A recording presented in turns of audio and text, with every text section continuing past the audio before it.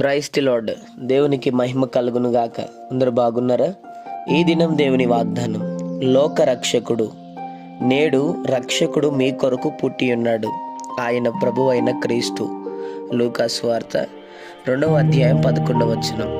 అవును, మీ అందరికీ క్రీస్తు జన్మదిన శుభాకాంక్షలు. Happy Christmas. అవును, ఆయన పుట్టుట వలన మనకి రక్షణ కలిగింది. ఈ లోకంలో ఏ మానవుని వలన రక్షణ లేదు, ఆయన వలనే మనకి రక్షణ. ఎందుకు యేసు వల్ల రక్షణ? ఎందుకంటే ఆయన పరిశుద్ధుడు, ఆయన రక్తం పరిశుద్ధమైనది.